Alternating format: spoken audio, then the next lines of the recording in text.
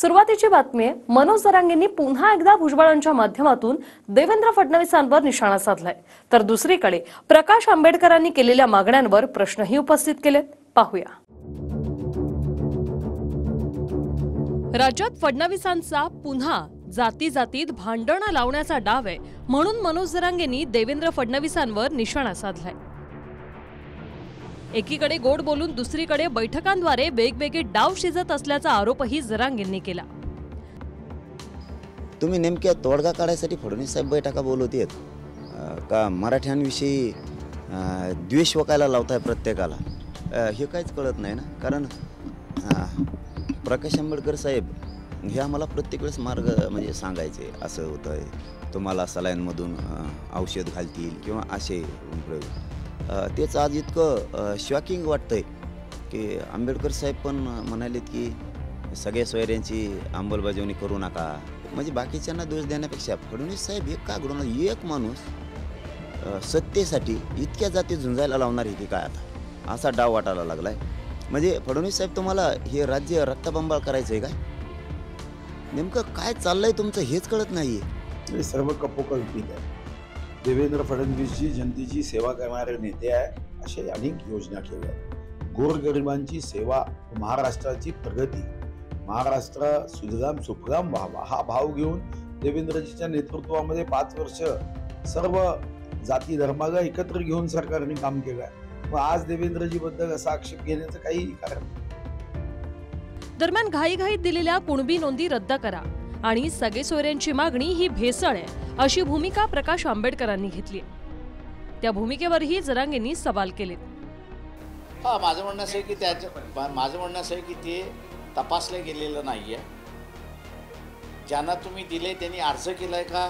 तर त्यांनी अर्ज केलेला नाही. तुम्ही स्वतःहून सर्च केलेला आहे, अधिकाऱ्यांनी सर्च केलेला आहे. म्हणणं असं आहे की तुम्ही आत्ता जे काढलेले ते रद्द करा. जे कुणबी आहेत ते शासनाला अर्ज करतील आणि त्यांना सर्टिफिकेट मिळून जाईल.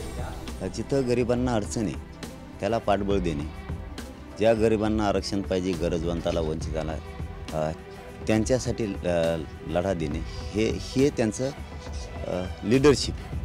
कारण गरिबाच्या पाठीशी उभा राहणारा नेता कोण? तर प्रकाश आंबेडकर साहेब. असा त्यांना एक लिडरशिपचा शिक्का लागलेला. म्हणजे त्यांनी गरिबाच्या बाजूनं राहावं ही जनतेला अपेक्षा.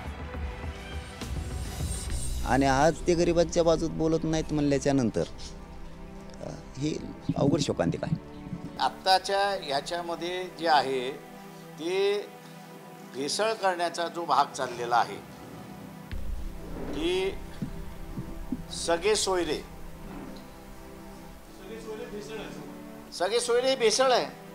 जे खरं आहे कायद्याला, संविधानाला धरून, हे सुद्धा प्रकाश आंबेडकर साहेबांना हे सुद्धा बोलणं अपेक्षित आहे की 50%च्या वर 2% गेलं आहे, त्याला भेसळ शब्द देण्यापेक्षा बोगस आरक्षण दिलं. वरचं जे खरं नाही आहे ते खोटं दिलं, ते वरचं 2% जायला पाहिजे, म्हणजे 50%चं आरक्षणाच्या आत यायला पाहिजे. हे बी बोगस आरक्षण जे खायला लागले ते छगन भुजबळांनी, त्याच्यावर त्यांनी संविधानाला धरून बोलणं अपेक्षित आहे. एका बाजूनं प्रकाश आंबेडकर साहेबांनी बोलण्यापेक्षा सगळ्या बाजूनं चौफेर सत्य बोलावं, मात्र ही आमची अपेक्षा आहे. आरक्षणावर प्रकाश आंबेडकरांच्या भूमिकांवरही प्रश्न उभे राहतात. जेव्हा पहिल्यांदा भुजबळांनी ओबीसी एल्गार सभा सुरू केल्या तेव्हा आंबेडकरांनी फडणवीसांवर आरोप करून भुजबळांद्वारे जाती जातीत भांडणं लावली जात असल्याचा आरोप केला होता. नंतर मात्र स्वतः आंबेडकर ओबीसी मंचावर गेले. मराठा ओबीसी वाद कसा सुटेल याचा फॉर्म्युला आपल्याकडे आहे, मात्र सत्ता आल्याशिवाय आपण तो सांगणार नाही असं म्हणणाऱ्या आंबेडकरांनी आता विरोधक बोलत नाहीत तोपर्यंत हा तिढा सुटणार नसल्याचा दावा केलाय. आमचे प्रकाशभाई आंबेडकर, त्यांना सुद्धा माझी विनंती आहे, त्यांनी सुद्धा आम्हाला सहकार्य करायला पाहिजे. मला सांगा ना, आम्ही कुठे चुकलो, राज्यात काय चाललं ते आम्हाला सांगा. ओबीसीचे जे काही नेते आहेत सध्या, कृपा करून माझ्या नादी लागू नये. का तो इतिहास जर काढला तर तुम्ही मंडल बरोबर नव्हता तर तुम्ही कमंडल बरोबर होता. मग ते शेंडगे असतील किंवा भुजबळ असतील, वाचवता येत नाही म्हणून असताना भेडवण्याची भाषा. अजूनपर्यंत काय बोललो नाही त्यांना, एक शब्द सुद्धा मी त्यांच्याशी बोललो नाही. फक्त आपण जातीने ओबीसी आहोत, माळी आहोत आणि माळी जात ही ओबीसी मध्ये आहे म्हणून मला बोलण्याचा अधिकार जो आहे ते जातीला मिळत असताना होतात कुठे तुम्ही? ज्याला आपण म्हणतो ठरून करण्याचा भाग जो येतो तो हा ठरून आहे असं मी मानत नाही, तो उत्स्फूर्तपणे आहे. छगन भुजबळ जे देवेंद्र फडणवीसला स्वतःहून बोलता आलं नाही, त्यांनी असणारा छगन भुजबळ मार्फत असणारा प्रश्न उपस्थित केला, यांना फंडिंग कोण करतंय? छगन भुजबळला आणि इतर सगळ्यांना माझी विनंती आहे, जो राग आहे तो राग पहिल्यांदा लक्षात घ्या, तो ॲड्रेस करायला शिका.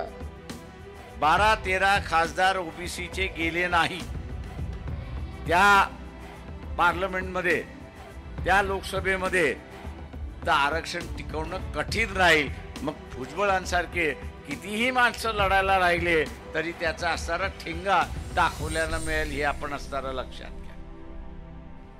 अंतरवाली सराटीतला लाठीचार्ज आणि बीड जाळपोळीनंतर राज्यात जी परिस्थिती उद्भवली होती तशी विदारक स्थिती आज नाहीये.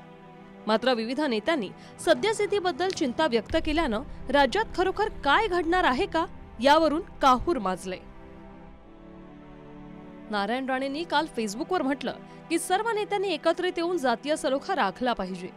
राज्यात द्वेषाचं विष कालवून सलोखा धोक्यात आणला जातोय. विविध विचारसरणी आणि नव्यानं पुढे आलेले काही नेते किरकोळ राजकीय फायद्यासाठी पाप करत आहेत. राज ठाकरेंनी आज विठ्ठलाला साकडं घालताना म्हटलं की महाराष्ट्रात जातीपातीचं विष खोलवर रुजत चाललंय. 7-8 वर्षाच्या मुलामुलींच्या बोलण्यात जेव्हा जातीपातीचे संदर्भ येतात तेव्हा भीती वाटते. सत्ता आणि पैसा हेच स्वप्न उराशी बाळगणाऱ्या मूठभरांच्या नादी लागून इतका कसा विस्कटत चालला आहे हेच कळत नाही. फडणवीस साहेबांच्या तिकडे द्या थोडं बांगल्यागड, तिकडे जरा बारकं डुकून बघाय का बार टाचा वर करून, ते लक्षात येऊन जाईल तुमच्या फाटक्यास.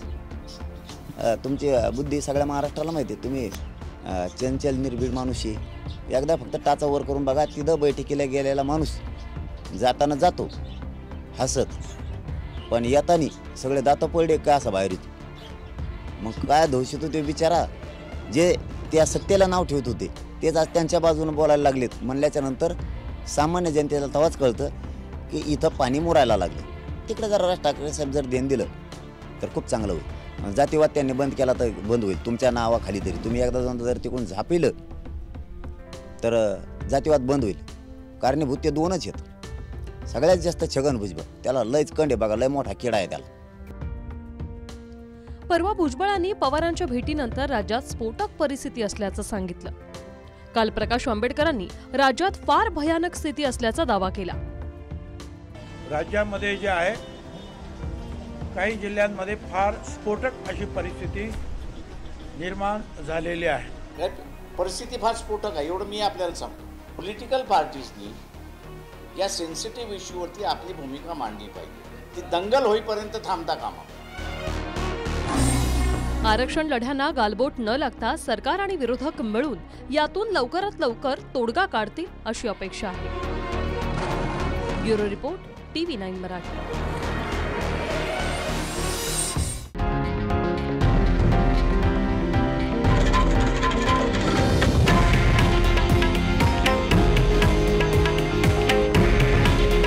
हे आहे देशातील नंबर 1 न्यूज नेटवर्क आणि आपण पाहत आहात TV9 मराठी. काळजी तुमची, हित महाराष्ट्राचं.